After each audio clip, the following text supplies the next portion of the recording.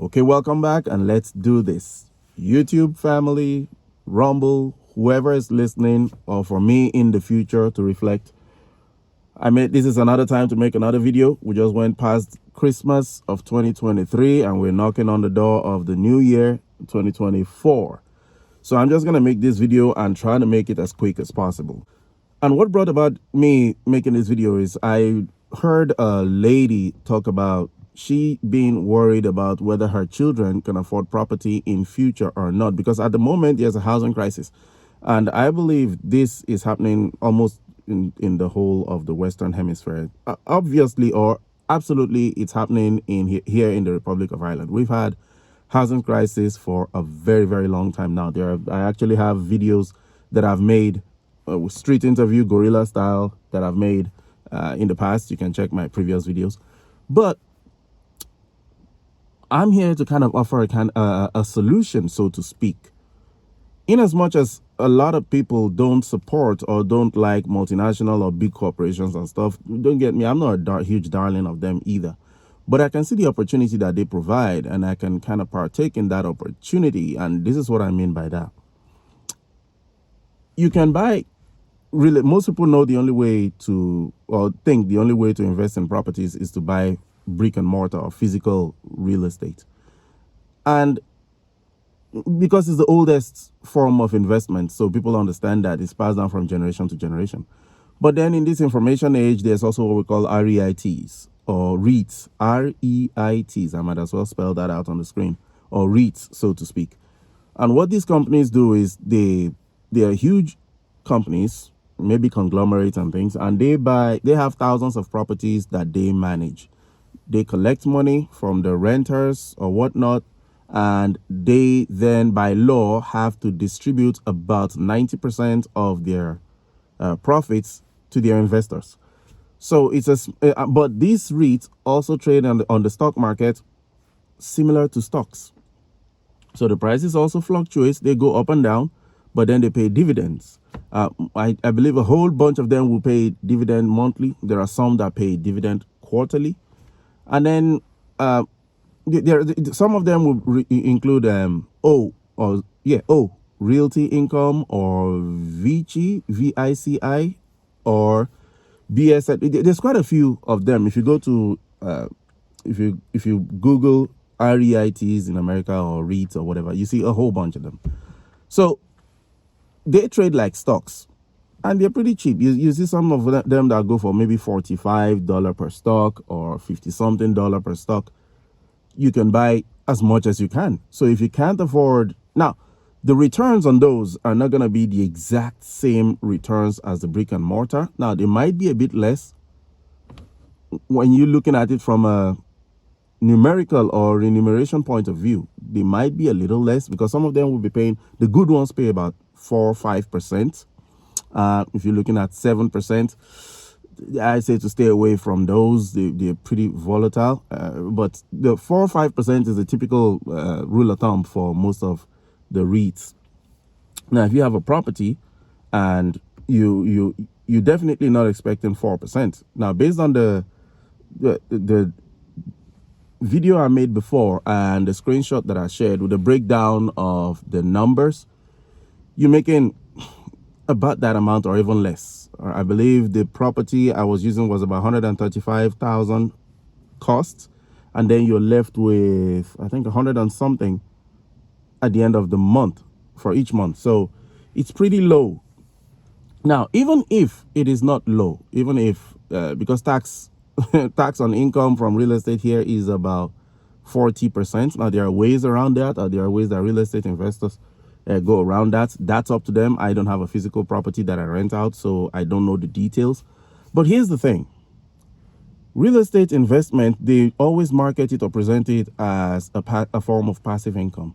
In as much as it's a form of passive income, it's not as passive as most people think. And you have to dip your legs into it until you realize it isn't. Now, eventually, you get to a point where you could get property managers to look after your property and things like that.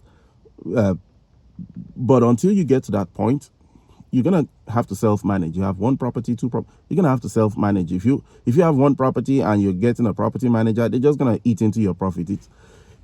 And it doesn't mean it's still completely hassle-free. So it might not be worth the hassle for you. But here's what but here's the thing with REITs. They are 100% passive. Not a single phone call. Maybe you might receive a prospectus at the end of the quarter, or every 6 months, or every year. That's about it. You don't even have to read the prospectus. But not a single phone call from a tenant, not a single phone call from a manager, a property manager. You don't have to fix anything. All you do is collect your dividends. Now, you can even make it better by selling covered calls on top of the dividend. So let's say you're able to make 1% a month on the covered calls, which is really possible. And this is being conservative now, not being aggressive. You can make 1% a month. Let's even say 0.5%, okay? Which is absolutely doable even with your eyes closed. Now, not with your eyes closed. Let's say you make 0.5% a month. For 12 months, that's about 6%. Add that to the 4% you're making from the dividend itself, and that's 10%. 10% from an investment is really good. Okay, that's good, because from a physical property, you make about, people are looking at 10%, 10, 12%. If you're pushing 13%, then you're beginning to push it. But they're looking at 10, 12% as the norm. So if you're able to make 10% from dividend and covered calls, which if you master covered calls, it shouldn't take you more than a few minutes if you're doing weeklies, a week, or even a month. This is absolutely, in my opinion, if you're looking for complete passive income, this is the way to go. Now, I'm not recommending all REITs or REITs, okay? I'm not recommending, I'm not even recommending the ones I mentioned, like Realty Income, Vici, and the rest. I'm not recommending those. I'm just saying you can look into that. This is for education purposes only. The one I am into is not the REIT itself, but it's a REIT ETF. So it's an ETF that has quite a number of REITs. I'm using IYR. IYR, you can do the research, has a number of, I think it has about 75 or 73 REITs that it's holding within itself. So for me, it's all about safety. I'm trying to build at this point, and I can't afford to get setbacks along the way.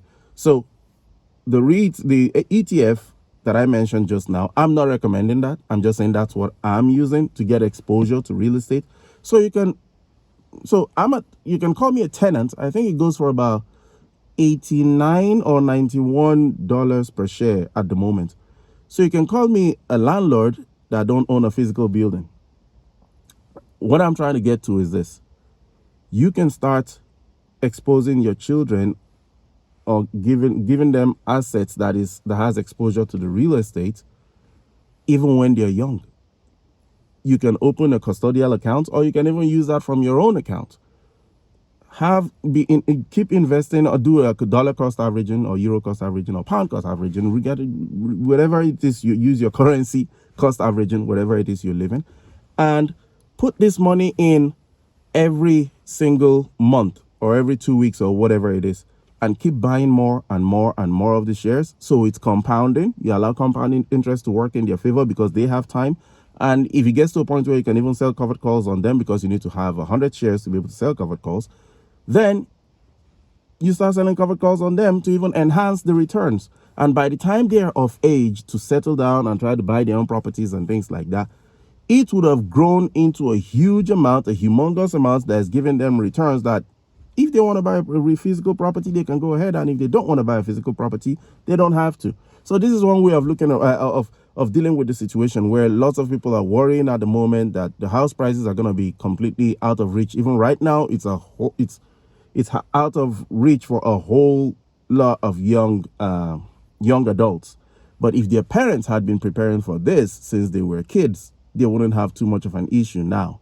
So that's me wrapping up this video. And there is actually a video of a fella that is pretty knowledgeable in real estate, the brick and mortar type.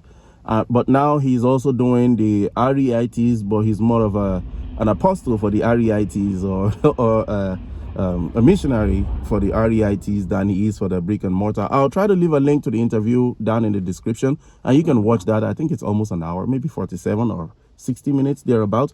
You can watch that and see how he compares both of them. The returns are pretty similar, and you can even argue that the REITs has a better return than the physical one.